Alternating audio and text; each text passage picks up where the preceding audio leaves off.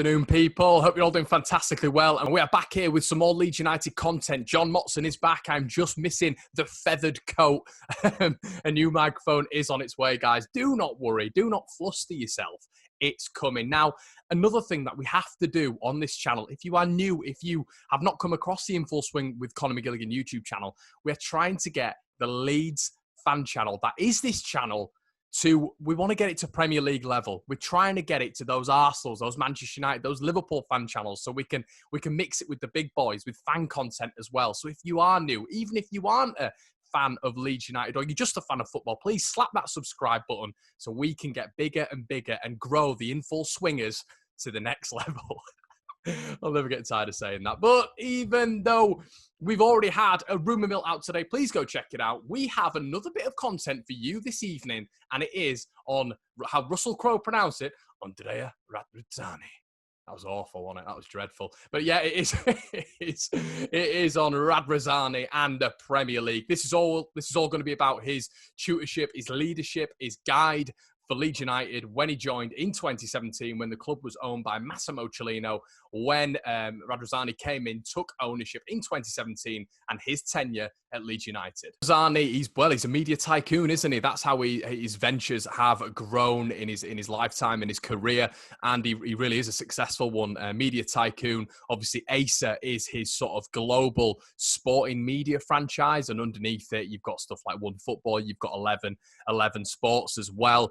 So he's extremely successful in what he does, and he made the sort of turn into football in around 2016. Did Radrizzani. One thing I didn't realise about Andrea Radrizzani was his partnership when he was at MP and Silver with F1, with FIFA, with UEFA, with Roland Garros, and all these massive sporting names. So really, Andrea Radrizzani, business-wise, has always been in and amongst the top people in his industry. Now, Andrea Radrizzani sold his company, MP and Silver, to a Chinese investment company for $1 billion. Now, his involvement with the Chinese didn't stop there. He was an advisor and part of the board as Sunnings Holdings Group took over Inter Milan in 2016, which paved the way for Andrea Radrizzani into football. Now, we all know as well about 11 Sports. We've seen the coverage it's got over 2, 3, 4, even 5 years. But in April 2015,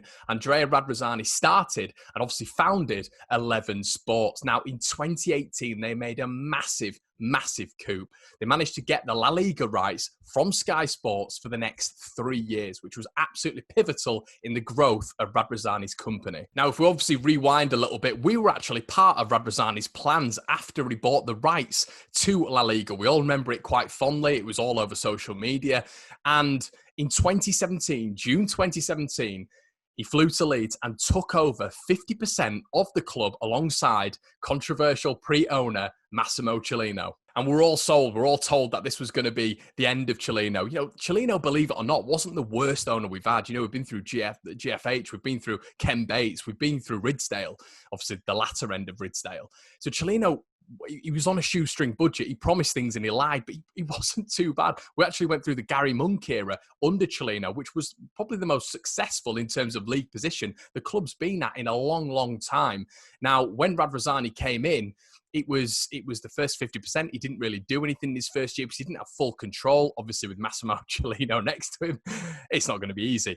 But then the year later, he took and he bought 100% stake in Leeds United. Didn't start easily, and this was what happened with Radrizzani throughout his entire tenure at Leeds. It wasn't plain sailing. It was a bumpy ride. 2 days after Radrizzani took over at Leeds United in 2017, Gary Monk, then manager, handed his resignation in, which was a complete shock to the fan base and to the league, really. We thought Gary Monk was going to take us into the next season, build a bit of stability, but obviously a month afterwards, he then left for Middlesbrough. We saw an immediate change with Radrizzani when he came in, even after the Monk debacle. We saw Angus Kinnear coming in. We also saw Victor Orta come in, and there was a whole host of changes in the backroom staff at Leeds United, which shone a sort of Premier League vision that Radrizzani had in his headspace. Now, the first appointment for Radrizzani wasn't actually too bad. He hired Thomas Christiansen from Apoel. Now, I believe Apoel Tel Aviv had been in some sort of Europa competition as well at the time, so we were all a little bit excited.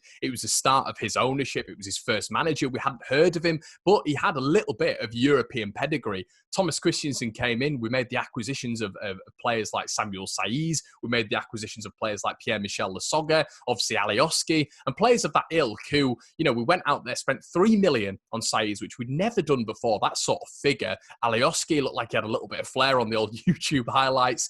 And it looked like a little bit of a change in guard at Leeds United, a change of opinion and a little bit of a change in values and ethos. Leeds actually looking to the top end. But unfortunately, Thomas Christiansen's campaign, it started off well, but it died a death very, very quickly. Two absolutely pivotal things that Radrizzani did, and what he used to do was not only on the pitch, and we've seen this so much with Radrizzani, it was off the pitch as well. He was such a key figurehead, as you should be as an owner of a club, but we've not had that in the best part of 20 years. He was an absolutely key figure in bringing back Leeds United ladies, and probably the most pivotal thing in the club's last 2 decades, actually purchasing the rights back for Ellen Road. Now, once again, the controversy did follow. In 2018, Radrizzani did announce the new badge. Now, it was probably one of the most horrific things you've ever seen. Zenit St. Petersburg were taking the mick. I think every other club in England and the world were taking the mick out of Leeds. It looked like it had just been created on FIFA or PES. It was absolutely awful.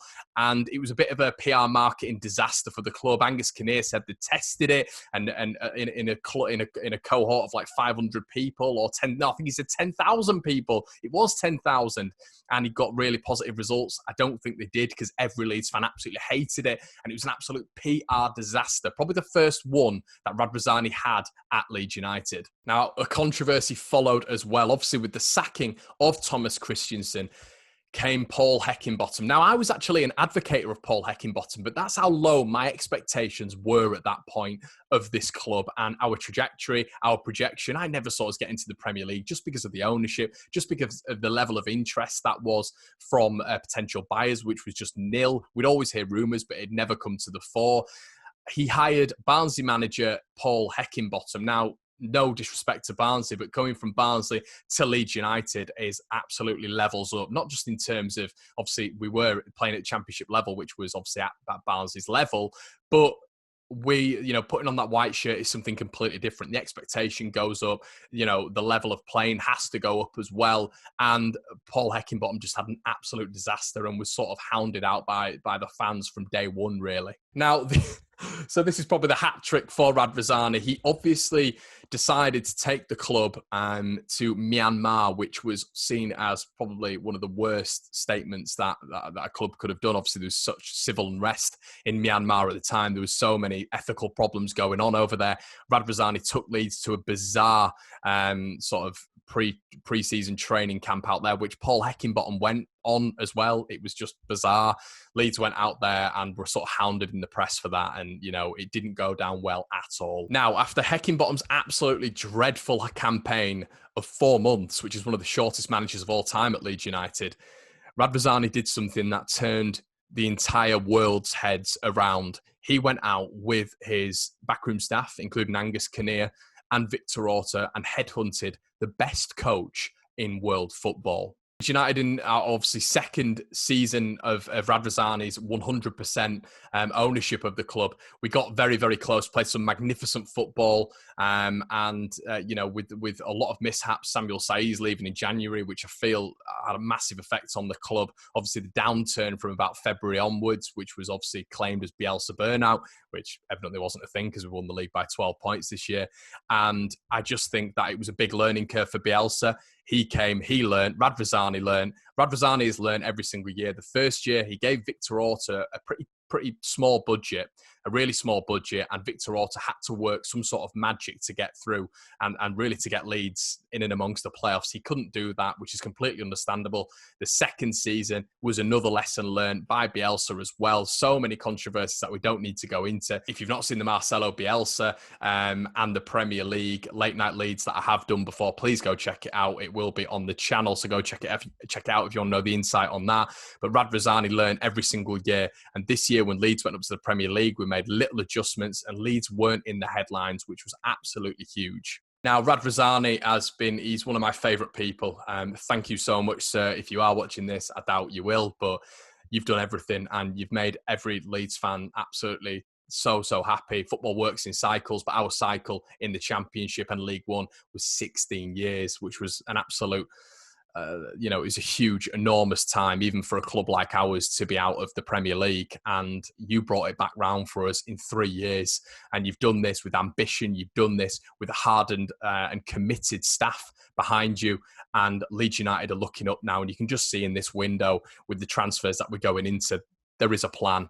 And we're not going to be doing a Villa. We're not going to be doing a Fulham, because it's such a silly argument. Leeds are strategically looking at every single player. We've been scouting these players for up to a year, from what I'm told, each individual one.